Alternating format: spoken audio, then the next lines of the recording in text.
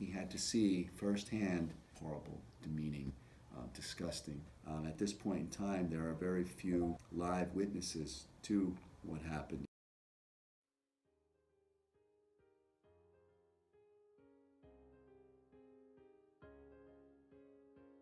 How you doing today? I'm doing very well. Okay, I'm Claudel St. Clair, and Claudel, how you doing? I'm doing awesome. It's nice to see you today. All right. And I'm here today to ask you a few questions about the Holocaust and your father. Thanks. Okay, let's get started. I understand that your father was a soldier liberator during World War II in Germany. Yes, he was. He was a death camp liberator, and after the war, he and a group of individuals were asked to go into the death camps in Germany and actually record for history what had happened to all of the victims during the Holocaust. So he was commissioned to do that. He had to see firsthand the devastation, the horrors of what happened to all of the individuals who suffered in the death camps in Germany at the time. Moving on to question number 2. Okay.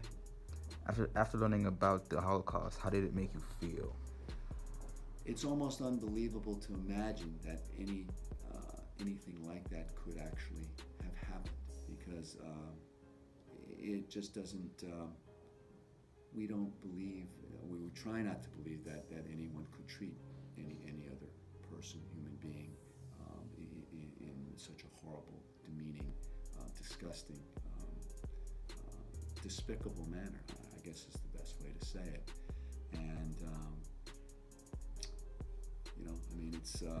it's important that in our classes that we have in our school that we continue to help students to know and understand what happened. At this point in time, there are very few live witnesses to what happened in 1940 and that period of time surrounding that period. So it's important that we try to continue to educate folks beyond those who now can no longer tell the story directly. Yes. Was there a thought in your mind that made you feel lucky to be alive after learning your father was a liberator during the war? Well, I feel very lucky to have known my father, period. My father was the smartest person I think I've ever met in my life. I'm very proud of him. He was from the greatest generation, the World War II generation, yes. And he worked very hard to try to make sure everything he did. He was a teacher. He was an educator. He was a principal. He was a superintendent. And in his lifetime, he helped to develop good schools for kids to attend and get a good start in life. And that's inspired me to try and do the same. And I really am proud to have known him. And he had a great impact on my life. He is my number one hero. Yes, sir.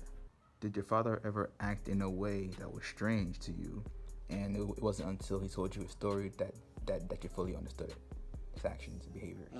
I think my father, strange, I don't think it is the right word. I think my father was from the greatest generation, and he represented the best of that generation in the sense that his concern for the world and his concern for helping others was profound.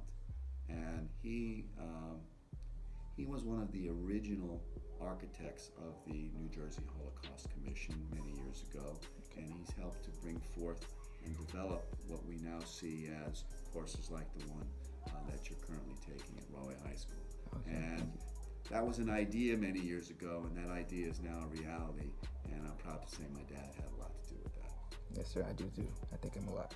Was it resilient for you to get over what the German military did to their people and the world, as well as your father?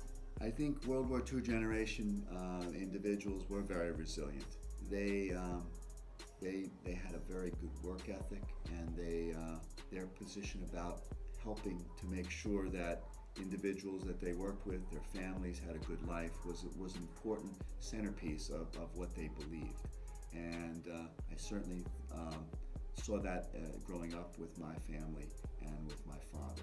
So I think, was he resilient? Yes, he was resilient, and he was resilient with the motivation to help others. And for the final question, Okay. what are some things that you still do to this day that honors the victims of the Holocaust and your father?